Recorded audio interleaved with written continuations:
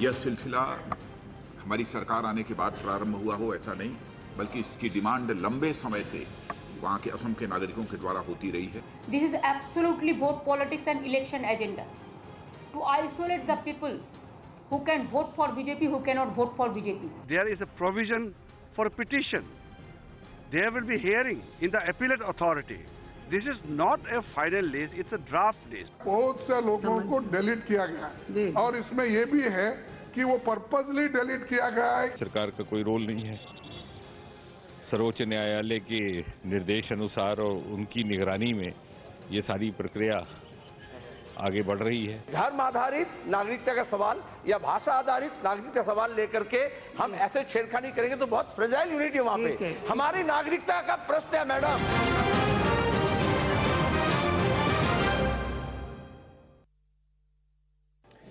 More than 40 lakh names out of the total 3.39 crore applicants have been excluded from the final draft of Assam's Register of Citizens. The register, which was compiled under the orders of the Supreme Court, was published online and made available in all the NRC Seva Kendras across the state. This is the first time that such an exercise is being conducted and updated since 1951.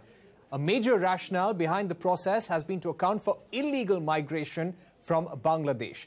Assam Chief Minister Sarma has hailed it as a historic day. The centre maintains that this is only a draft and genuine inner citizens who've been struck off the list can reapply and prove their nationality as well. But the opposition is not smiling. They smell a conspiracy. In fact, the TMC and the Congress took this up in a big way. West Bengal Chief Minister Mamata Banerjee has called this divide and rule policy of the Narendra Modi government. Joining us right now is senior BJP leader and Assam Finance Minister, Mr. Himanta Biswa Sarma. Himanta Biswa Sarma, allegation from the TMC and the Congress that you're playing divide and rule. How do you respond? Many documents have gone to West Bengal for verification. For the reason that they have not verified the document and returned it to Government of Assam, many names could not be figured in the National Register of Citizens. So it is not the way they want to portray. Secondly, this is just a draft of National Register of Citizens. I am sure that this will undergo tremendous change once we start getting response from government like Jharkhand, Bihar, West Bengal. Things will change a bit, and any Indian bona fide citizen can prefer claims. Okay. So this number will not remain steady, and I am sure that after the final NRC is published, situation will change dramatically. But Mr. Sharma, the question also is, what about people who are finally excluded from this list? If these 40 lakh people that we're talking about, if they are finally excluded, or whatever number is eventually, even if it's a lesser number, what will be their status? No, I think that as a country we have to decide. Because once through a legal process, monitored by the Supreme Court, it throws out certain number and they are declared as illegal immigrants, then country has to decide what we want to do. Parliament, Assembly will sit down, will discuss across the party line, and will think what needs to be done. Will they be sent to detention camps, sir? Could they be liable for deportation? No. They are studying in school. They are attending. Many of the people are government employees. They have property. So we have to take a course which will respect the humanitarian value.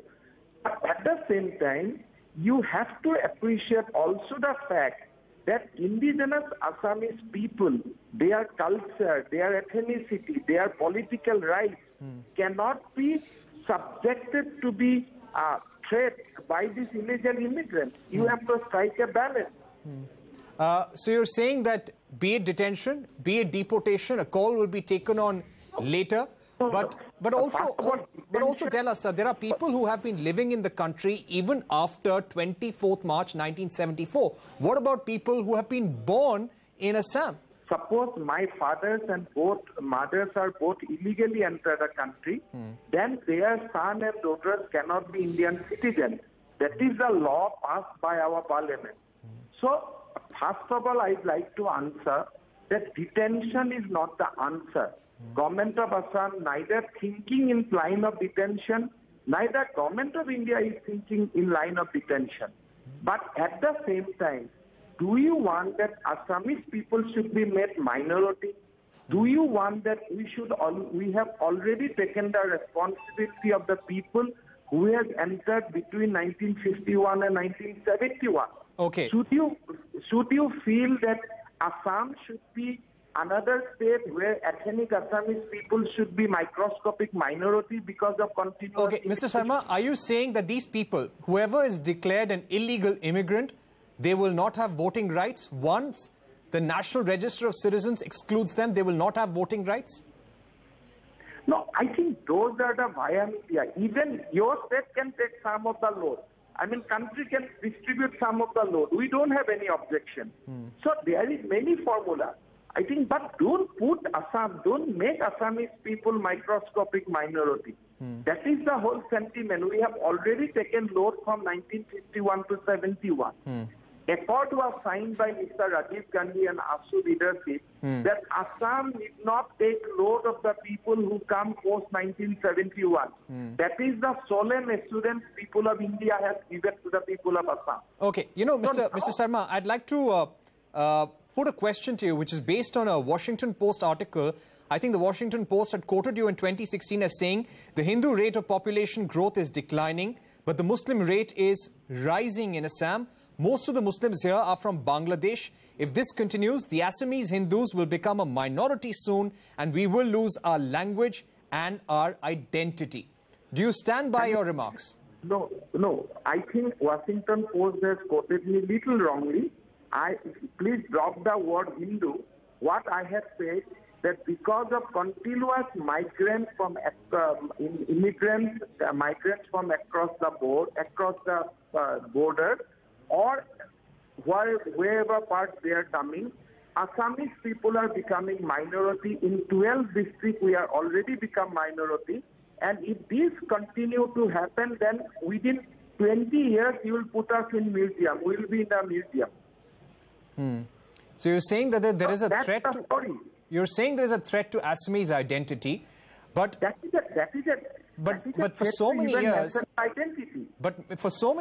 Mr. Sharma, you've got these groups, you've got people living in the state of Assam. What if somebody has been living even before 24th March 1971 but does not have the right papers? What if somebody has been living here for the last 40 to 50 years?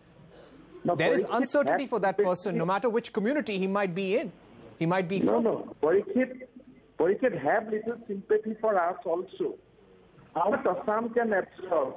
Assam has a limited land. Assam has a limited Assam has a limited option. We have a limited job. How much we have to suffer? So help us. Take these people distributed across the country. We are not against anyone. We have detected. Now let people of India advise us what we should do with these people. Thank you, Himanta Biswa Sarma. To take this discussion forward, we are joined by Manish Tiwari of the Congress Party, former Union Minister and former Member of Parliament, Gopal Krishna Agarwal of the BJP. We've got Rajya Sabha MP from the TMC, Sukhendu Shekhar Roy, and President of the Swaraj Abhiyan, Yogendra Yadav. Manish Tiwari, first question to you. We've got Himanta Biswa Sarma, the Finance Minister of Assam, saying that deportation is not an option right now, but remember and spare a thought for the Assamese people who will soon become a minority. How do you respond to that, sir? And does this allay concerns of the Congress Party?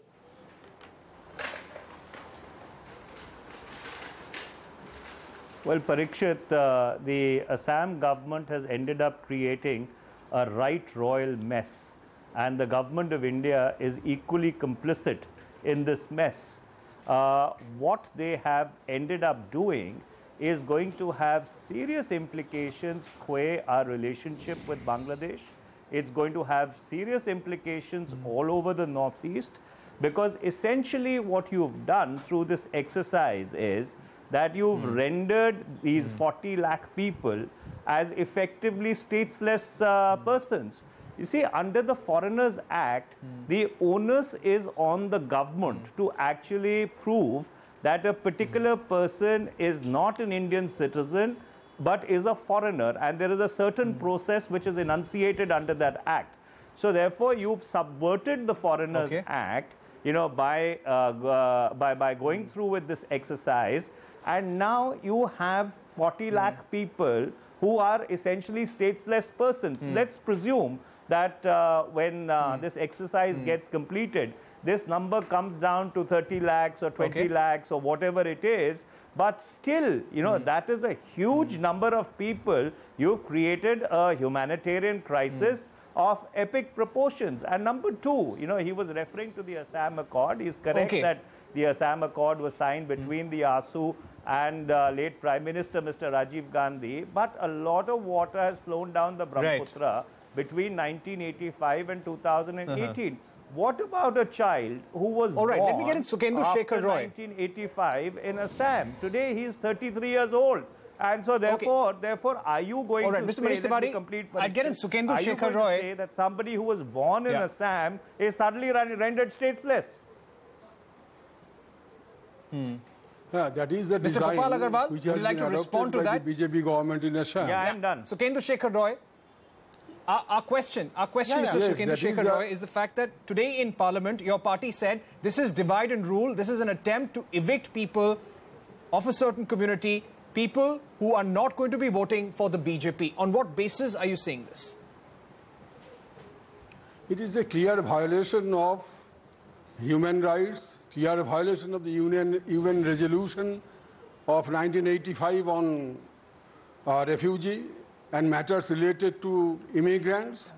It is a violation of the Article 10 and 11 of the Constitution.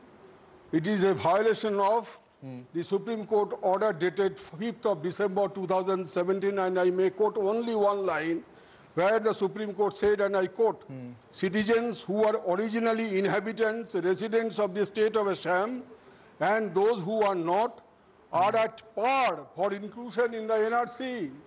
This order of Supreme Court has been violated. They have registered people indiscriminately. Discrimination has been made intentionally on parochial bias, on the basis of sectarian views, and a particular group of linguistic minority and religious minority, they are being eliminated. This is why we are protesting. And the issue of citizenship cannot be distinguished on the basis of Assamese, Bengalis, Gujarati, Bihari, UP. No. It should be based on Indians and non-Indians. And if people have come over the decades, what the state government and administration were doing, what the Assam border police were doing. Now, I am giving you only last example.